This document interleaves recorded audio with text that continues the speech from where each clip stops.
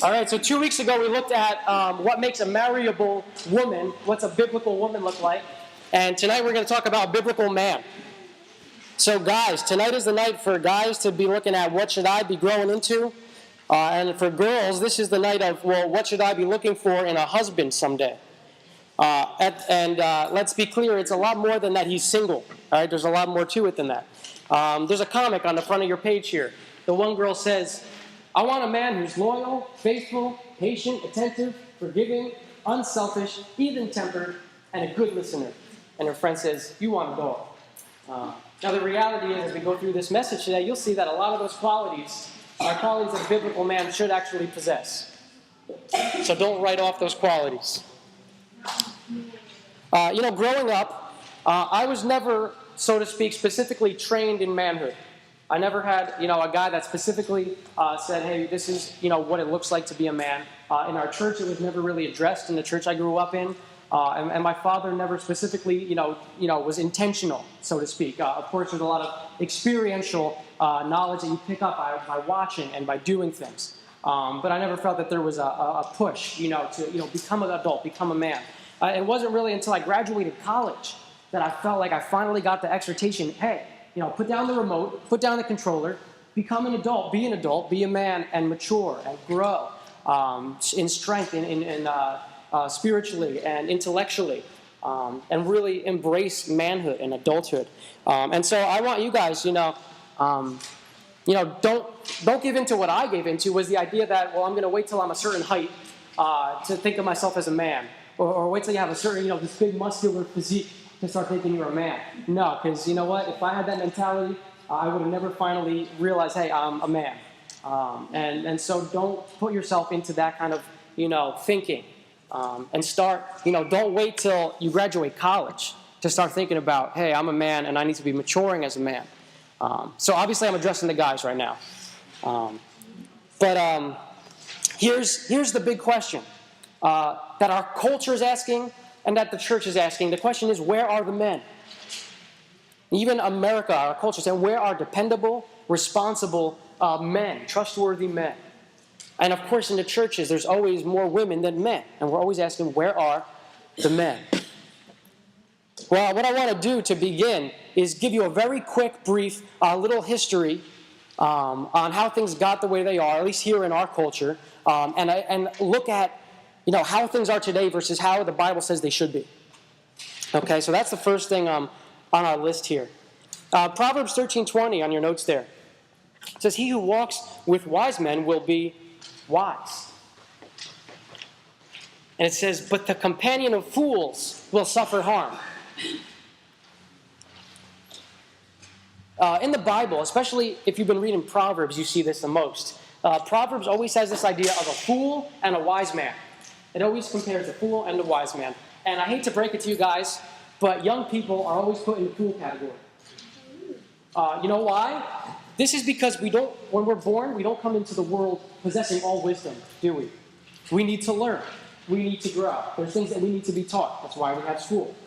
And the Bible looks at the older person as the one that has the knowledge and the experience and the wisdom that he's attained.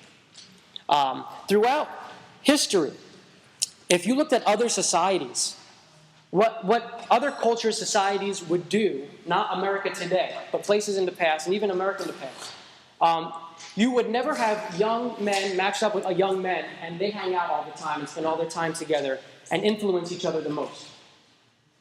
You would always have a young man be with a grown man. And the young boy would always be hanging out with a grown adult man who would be teaching him what it is to be a man.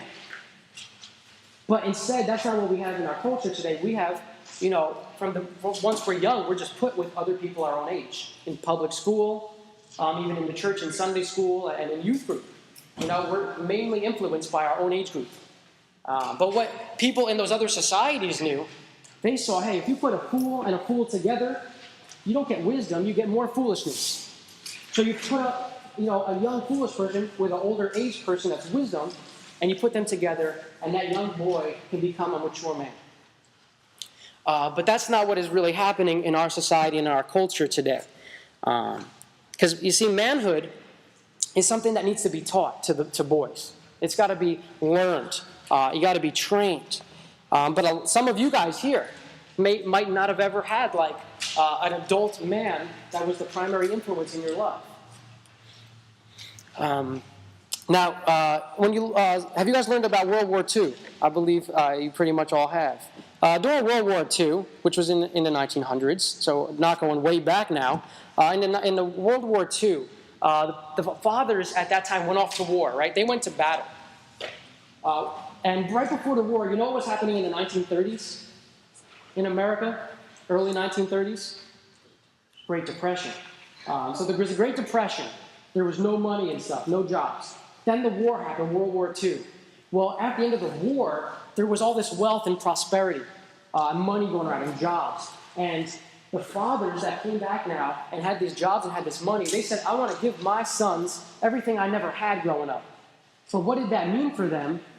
Was buying them things, material things, giving them possessions, that they were never able to afford in their time.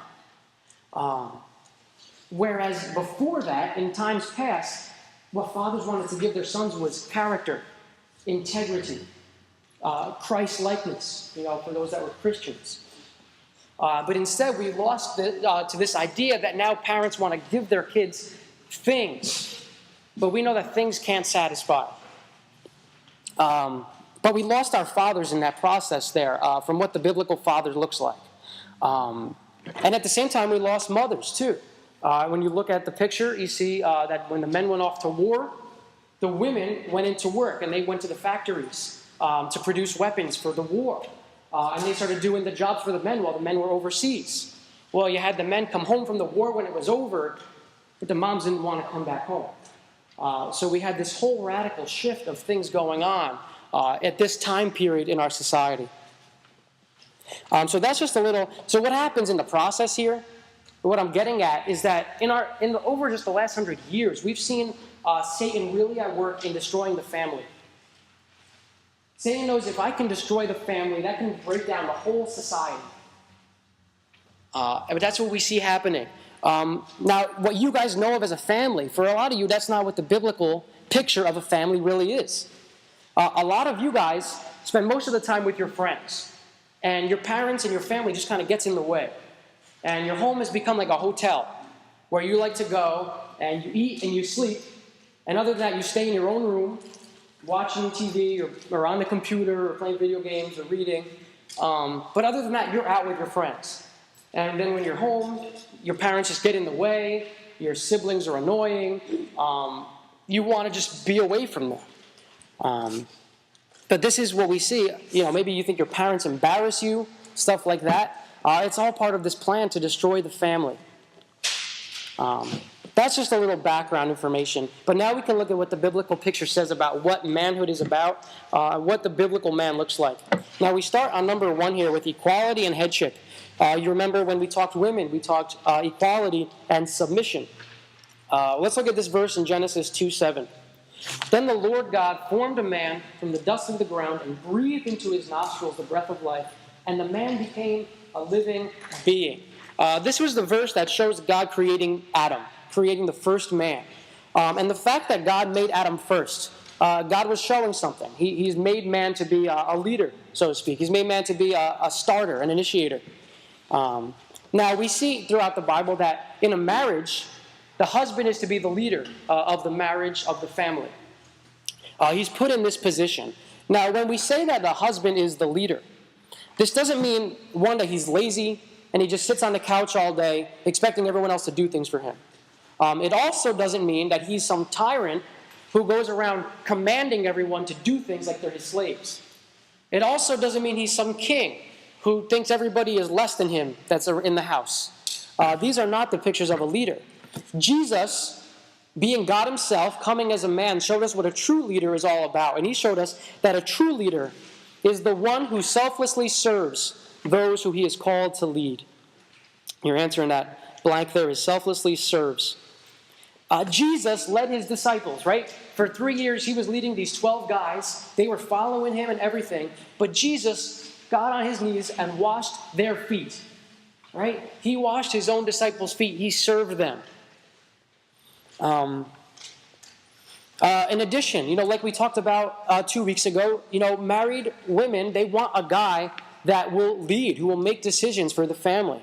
And it's the man's job to lead his wife and children for what is best for them, for eternity, for their souls. Now, men, the guys that are here, I want you to think for a second. If a woman is to be led by her husband, think if she looks at her husband and she sees this immature boy who spends all his money on himself to buy himself toys and just wants to go out with his buddies, and it's all about himself. She's not going to be happy following him. She won't want him to be leading. But if she sees a man who is sold out to God, who is just passionate and loves God, and who puts her first, and puts their children first, and puts their church first, well, she can respect a man like that. She will willingly follow a man like that. Now, we see on number 2 here, men are called to love their wives. Now, Jesus did not only come to wash people's feet, he loved them, and he loved them to the point where he died for them. Correct? We see in Ephesians 5 here the picture of how the husband is the role of Jesus, just like Jesus to his church, the husband is to his wife. So will you look at this verse here with me in Ephesians 5? And let me hear you if you know what the blank word is. Husbands, love your wives, just as Christ loved the church and gave himself up for her to make her holy, cleansing her by the washing with water through the word, and to present her to himself as a radiant church, without stain or wrinkle or any other blemish, but holy and blameless.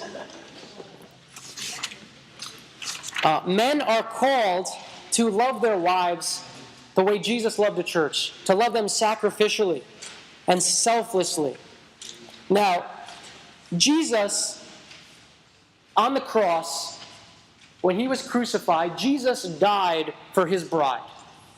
His bride being all of us that are Christians. He died on the cross for his bride. He gave his life for her. So men, we are called, when we marry a woman, we are called to die to ourselves and to give our lives away to this woman. And it becomes about her.